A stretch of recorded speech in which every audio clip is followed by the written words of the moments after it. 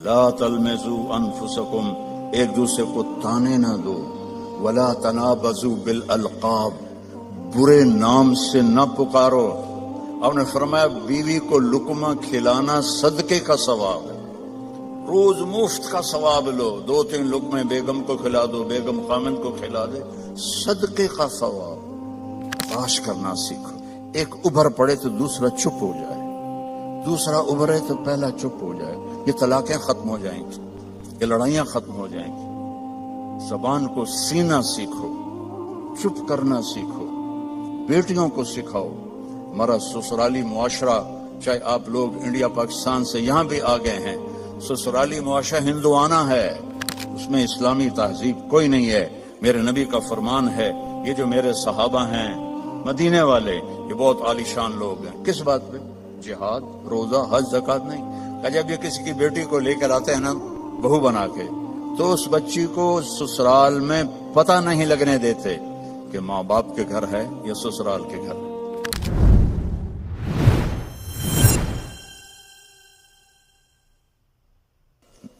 اگر آپ گھروں میں محبت کی زندگی گزارنا چاہتے ہیں، تانا دینا چھوڑ دیں۔ لا تلمزوا انفسکم، میرے رب کہہ رہا ہے، لا تلمزوا انفسکم، ایک دوسرے کو تانے نہ دو، ولا تنابزوا بالالقاب، برے نام سے نہ پکارو۔ یہ تو بڑی موٹی ہے، یہ تو بڑی چھوٹی ہے، اس کا تو ناک ہی سیدھا کوئی نہیں، اگر وہ کہ تو ہی کالا ٹٹ حبشی ہیں تو لڑائی تو ہو جائے گی۔ میرے نبی نے ہمیں زندگی اس طرح سکھائی۔ حضرت عائشہ رضی اللہ عنہا چھوٹی تھی، آپ ان کے لیے آٹا گوندتے تھے۔ کیا تو آپ کی شان سناؤں قرآن سے، والنجم اذا ہوا ما ضل صاحبكم وما غوا وما ينطق عن الهوى ان هو الا وحي يوحى علمه شديد القوى ذو مرة فاستوى وهو بالافق الاعلى ثم دنا فتدلى فكان قاب قوسين او ادنى۔ اتنی بڑی شان والا آٹا گوندھ رہا ہے، جھاڑو دے رہے ہیں۔ 9 بیویاں زندہ تھیں، اپنے کپڑے خود دھوتے تھے، پھٹ جاتا خود سیتے تھے، جوتا پھٹ جاتا خود بیٹھ کے سیتے تھے۔ آپ اپنا جوتا سی رہے تھے اور حضرت عائشہ چرخہ چلا رہی تھی۔ اب چرخہ، آپ کو کیا پتا چرخہ کیا ہوتا ہے؟ کسی عورت کو پتا ہے؟ اوہ بڑے ہاتھ چاہے جی، شاباش۔ تو ہمارے بچپن میں وہ ہماری ماں نوکرانیوں کو ایسے لائن میں بٹھایا ہوتا تھا اور وہ چرخے کاٹ رہی ہوتی تھی، پھر اس سے وہ کپڑا بناتے تھے ہمارے چولہے۔ تو آپ چرخہ کاٹ رہی تھی اور اللہ کے نبی جوتا اپنا سی رہے تھے۔ عائشہ میرا جوتا بھی سی دو، نہیں خود سی رہے تھے۔ تو آپ کے ماتھے پر پسینہ آ گیا، پسینے میں سے نور نکل رہا، اور چونکہ جب روشنی پانی سے گزرتی ہے تو 7 رنگوں میں تقسیم ہو جاتی ہے، تو وہ رنگین شعائیں نکل رہی تھیں۔ تو حضرت عائشہ کا ہاتھ وہیں رہ گیا اور ایسے دیکھ رہی۔ تو تھوڑی دیر بعد اللہ کے نبی نے محسوس کیا کہ عائشہ کا چرخہ نہیں چل رہا، تو آپ نے آنکھ اٹھا کے دیکھا، عائشہ خیریت؟ چرخہ بند کر دیا؟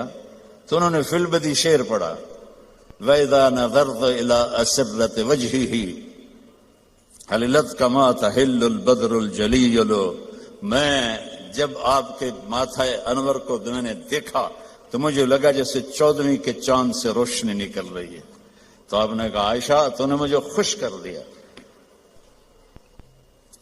تو آپ اپنا سامنے بیٹھ کے جوتا گانٹ رہے ہیں، حضرت عائشہ سے نہیں فرما رہے کہ اس کو ٹھیک کر دو۔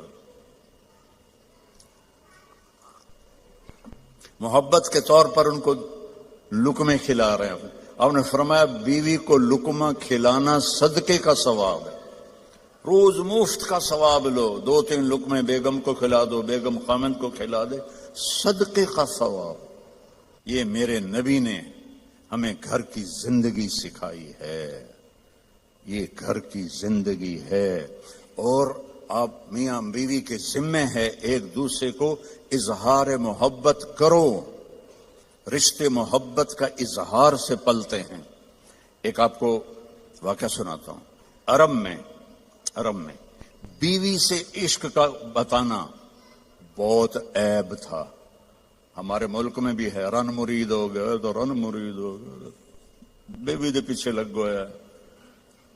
تو اور گرل فرینڈ کے لیے اشعار تھے، اشعار کھلم کھلا شعر پڑھتے تھے. ہم کو 2-4 شعر سناتا ہوں. وَهَلْ تَبْكِينَ لیلا مجنو کا نام تو سنا ہوا نا. تو یہ مجنو تو ہمارے یہاں مشہور، اس کا نام تھا توبہ. کم توبہ لا نہیں کی تھا، نہ توبہ ہے یودا. قبیلہ اس کا خفاجی تھا اور لیلا کا قبیلہ اخیلیہ تھا. تو کھلم کھلا کہہ رہا ہے وَهَلْ تَبْكِينَ لَيْلَا إِذَا مِتُّ قَبْلَهَا وَقَامَ عَلَىٰ قَبْرِ النِّسَاءُ النَّوَائِحُ. یہ ایک شعر ہو گیا، اس میں لیلا کا نام. كَمَا لَوْ أَصَابَ الْمَوْتُ لَيْلَا بَكَيْتُهَا وَجَادَ لَهَا دَمْعٌ مِّنَ الْعَيْنِ صَافِحُ. کوئی شرم نہیں آ رہی اسے کہ وہ ایک جس لڑکی سے وہ شادی بھی نہیں ہوئی اس کے لیے وہ شعر پڑھ رہا ہے. اور بیوی توبہ توبہ توبہ.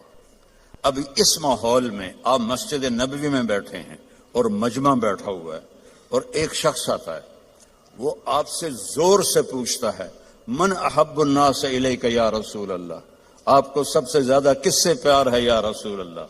تو آپ کہتے عائشہ. کان میں کہتے آپ نے زور سے کہا عائشہ سے مجھے سب سے زیادہ پیار ہے.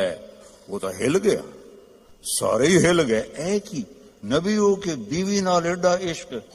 تو انہوں نے فوراً بات بدلی، نہیں یا رسول اللہ، میرا مطلب ہے مردوں میں سب سے زیادہ کس سے پیار ہے. تو آپ کو پتا چل گیا، نو گل ہضم نہیں ہوئی. آپ نے کہنا تھا ابو بکر سے، تو آپ نے فرمایا عائشہ کے ابا سے مجھے اس کے بعد سب سے زیادہ پیار. یہ زندگی ہے، اللہ کی قسم اس سے کوئی پیسہ نہیں لگتا اور آپ کی زندگی خوشحال ہو جائے. برداشت کرنا سیکھو.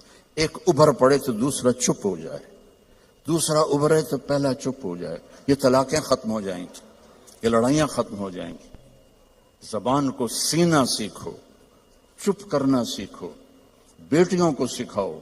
ہمارا سسرالی معاشرہ، چاہے آپ لوگ انڈیا پاکستان سے یہاں بھی آ گئے ہیں، سسرالی معاشرہ ہندوانہ ہے، اس میں اسلامی تہذیب کوئی نہیں ہے. میرے نبی کا فرمان ہے، یہ جو میرے صحابہ ہیں مدینے والے، یہ بہت عالیشان لوگ ہیں. کس بات پہ؟ جہاد، روزہ، حج، زکوٰۃ نہیں. کہ جب یہ کسی کی بیٹی کو لے کر آتے ہیں نا بہو بنا کے، تو اس بچی کو سسرال میں پتہ نہیں لگنے دیتے کہ ماں باپ کے گھر ہے یا سسرال کے گھر ہے. اور ہمارے ماحول میں آتے ہی ٹیسٹ شروع ہو جاتا. میں آپ کو اپنے گھر کا لطیفہ سناتا ہوں. شروع سے نوکر چاکروں میں آنکھ کھلی، اللہ نے رزق دیا. ماں باپ کی طفیل، اللہ نے ایک اچھے گھرانے میں پیدا کیا، بڑے خاندان میں، رزق کی فراوانی. اور ہمارے والد میری ماں کو چولہے پہ نہیں بیٹھنے دیتے تھے، نوکرانیاں کریں، نوکر کریں. ٹھیک ہے، میری شادی ہو گئی.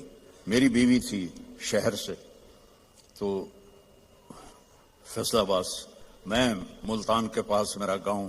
لینگویج بالکل مختلف، ہماری بڑی ٹھیٹھ اور کڑکتی ہوئی لینگویج تھی. تو بیچاری ویسی گھبرائی رہتی تھی. اب ماسیاں چاچیاں کٹھی ہو گئی. ذرا سننا،